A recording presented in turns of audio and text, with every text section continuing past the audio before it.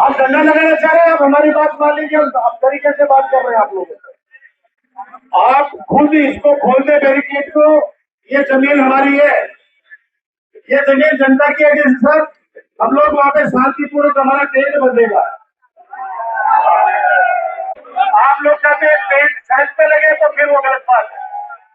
आप स्वयं हटा दो इसको, ये थाने की लैंड नहीं है, ये पुलिस स्टेशन का एरिया नहीं है भैया, ये हमारी जमीन है।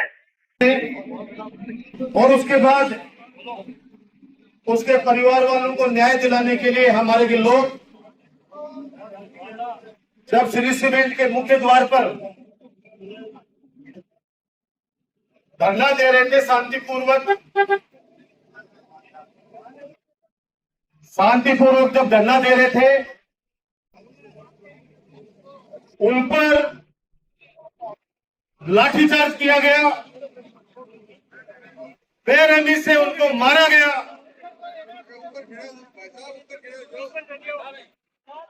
और उसके बाद जब प्रशासन और श्री सीमेंट ने उनके परिजनों की बात मानकर जब मुआवजा राशि तय कर दी और वो राशि का आश्वासन लेके और जब सब लोग चले गए, उसके शायद 5 दिन बाद मुकदमा दर्ज किया जाता है, और वो भी संगीन धाराओं में। ये कहां का न्याय है कि हमारे लोगों को आप लोगों ने जोत मारे, उन निर्दोष लोगों पे आपने लठ बजाए, और उसके बाद 5 दिन बाद में किस दबाव में आप लोगों ने मुकदमे दर्ज किए, वो भी संगीन धाराओं में। एडीसी साहब, गलतफहमी में मत रहना स्टेडियम वाले चक्कर में। उस समय शिखंडी बल के आप लोगों ने पीछे से वार किया। माननीय उच्चतम न्यायालय का आप लोगों ने आड़ लेकर हमारे बच्चों के सपनों को चकनाचूर किया। हम बोले नहीं है, वक्त आएगा हिसाब लेके, ध्यान रखना इस चीज का। वक्त आएगा, एक एक बात का, एक एक चीज का हिसाब लिया जाएगा। उस समय कैसे महिलाओं को साथ में उस समय लगा होगा ये नवलगढ़ के लोग कमजोर हैं। गलतफहमी मत रहना, कहीं कमजोर नहीं है। दुर्भाग्य है कि अब की बार एक कमजोर व्यक्ति के हाथ में नवलगढ़ का नेतृत्व चला गया।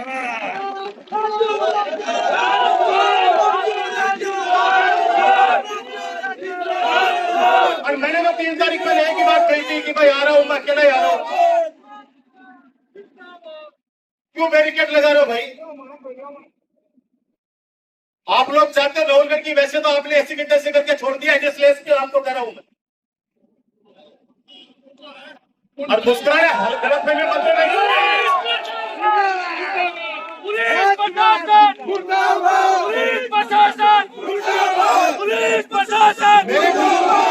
मेरे बुजुर्ग पिता जब बेटा और पोता अरेस्ट हो गए, और मुझे गर्व है कि मेरा पिता मर्द है कि उन्होंने आके गिरफ्तारी दी तुम लोगों के दोस्तों के सामने। शर्म नहीं आई तुम्हारे बाप के समान व्यक्ति को तुम गिरेबान पकड़ के बाहर लाए।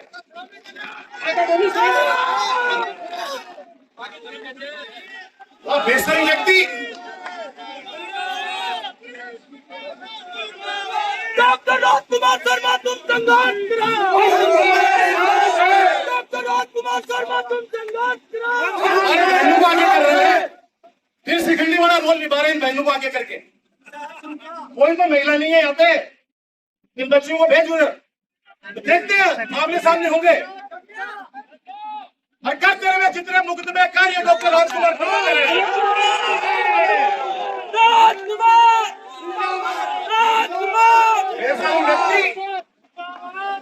उन लोगों के ऊपर तुमने किस धारा में मुकदमा दर्ज किया? तेरे इस गोठला थाने में, तेरे मुकुंदगढ़ के थाने में, तेरे इस थाने में आम आदमी जाने से घबराता है। आमजन में भय और गुंडों में विश्वास करने वाला तुम्हारा यह पुलिस पर प्रशासन हो गया है।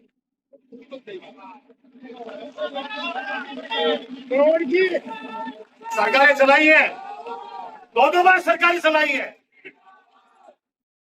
कभी नहीं देखा ऐसा सिस्टम। 5 दिन बाद में एक अनपढ़ गंवार व्यक्ति के दबाव में आकर और श्री सीमेंट का बिचरा भोले भाला वो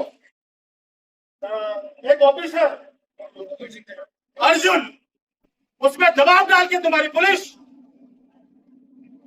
और वो एक अनपढ़ गंवार आदमी और मुकदमा दर्ज करवाता हमारे लड़कों पे, डूब के मर जाओ। अच्छा आपसे समझता था, लेकिन उस दिन देख लिया होगा तुम्हारे कि जिस दिन एक 82 वर्षीय व्यक्ति पर तुम्हारे एसएचओ ने और तुमने मिलकर किस तरीके से मजाक बनाया। मैं गर्व के साथ कह सकता हूं मैं रामनिवास शास्त्री जी का बेटा हूं।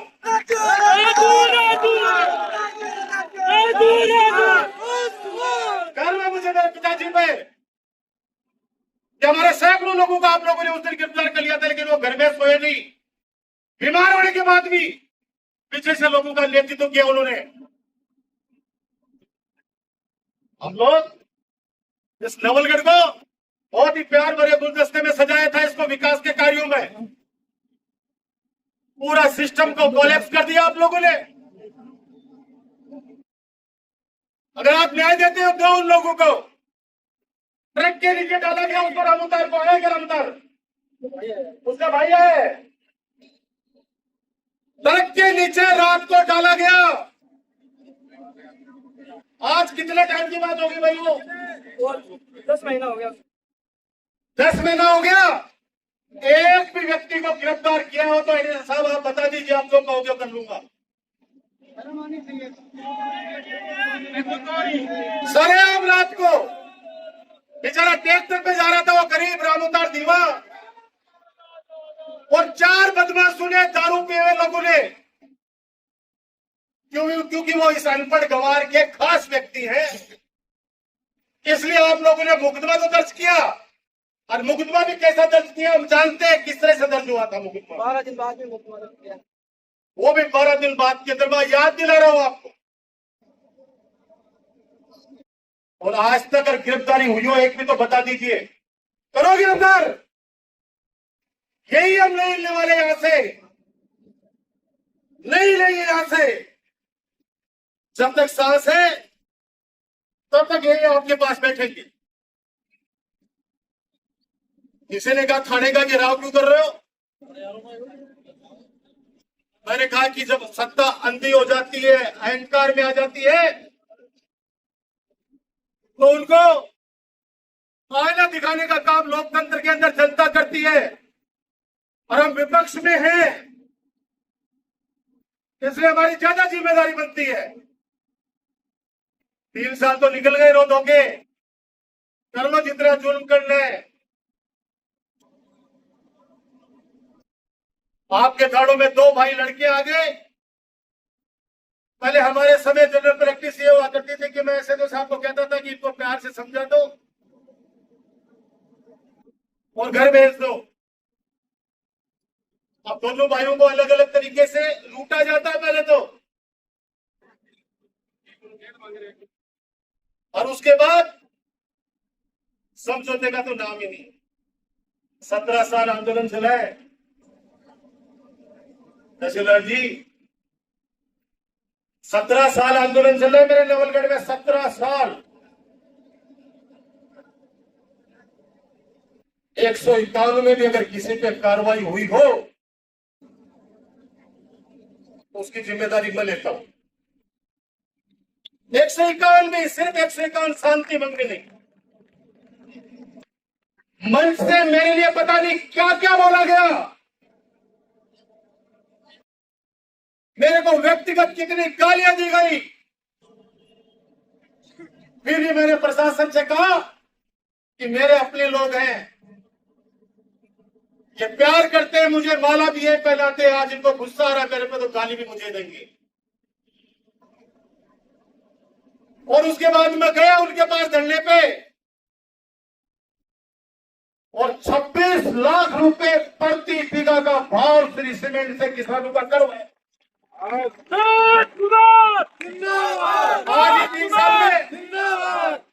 ये 3 साल में बता दो, अगर एक पाई भी बढ़ाई हो तो क्या बढ़ाएगा वो पाई जो खुद दलाल बन गया उस फैक्ट्री का। ये थाना बार सेकंड सिंह जी कागज अच्छी बात कह रहे थे। ये थाना हमने इसलिए नहीं बुलाया था कि आप हमारे लिए बैरिकेड करो, अभी तो कम से कम एक पत्थर ये तो भी टिका हुआ है, वो भी थाने के परिसर में इसलिए टिका हुआ है। देख लो, अगर नहीं पता तो देख लो। ये सारी चीजें, ये जितने भी विकास के कार्य देख रहे हो ना,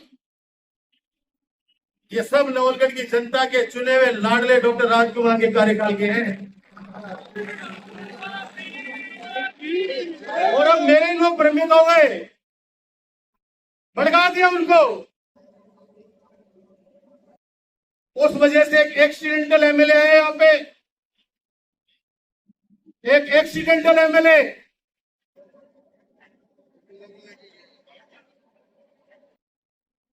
और उसने उस विकास को विनाश के रूप में तब्दील कर दिया, विनाश के रूप में तब्दील कर दिया। आम जनता को डराना, पुलिस उस पर साथ दे रही है।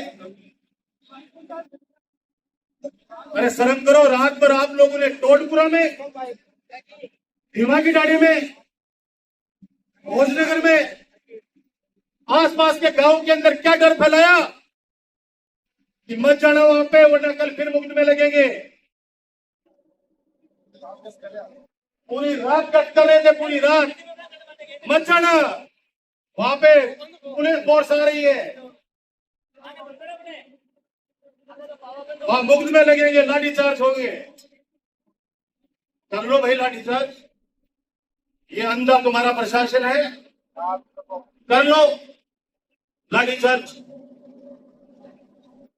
जवाब आपको मिलेगा। क्योंकि उस अनपढ़ गवार की तो हिम्मत है नहीं, सामने आए पीठ पीछे से एक हिजड़े के रूप में बाहर करता है। वो शक्ल देख लो ढंग से उसकी, ऐसे शक्ल देख लो। हालांकि मैंने मेरे लोगों से वादा किया कि मैं उसकी बात नहीं करना चाहता, लेकिन इन बेचारे मासूमों के ऊपर जो मुकदमे लगाए वो मुकदमे वापस ले लो। 3 तारीख को आपको मैंने निवेदन कर दिया ना प्रशासन को कि हम आएंगे 11 तारीख को, और मैं तो अकेला जाता है। तो मेरे को तो सुबह से पता पड़ रहा है कि आपने पुलिस फोर्स मांग ली, बैरिकेडिंग कर रहे हो, वरना मैं तो आगे थाने में सिर्फ आप लोगों से ये पूछने वाला था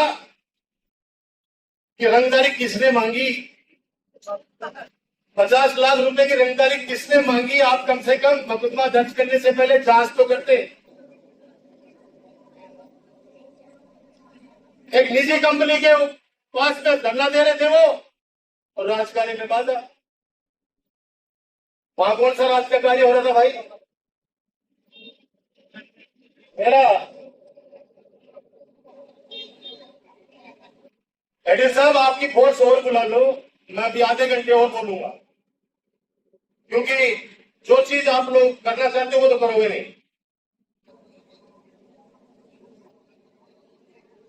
और क्योंकि करना होता तो 7 दिन में कर लेते आप लोग, 7 दिन में कर लेते आप लोग।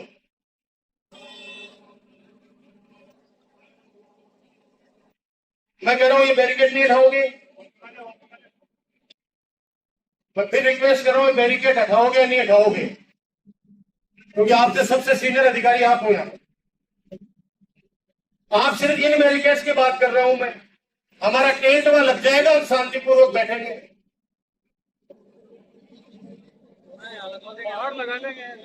या फिर आपको फिर बता रहा हूं, फिर ये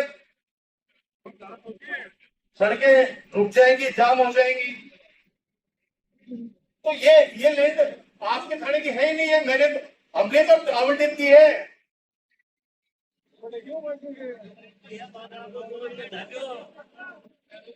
क्या करें? तो बैरिकेड आगे लगा लेंगे या इसको कर लेंगे, आप पेड़ लगा दो यार, कोई दिक्कत नहीं है, ये करेंगे।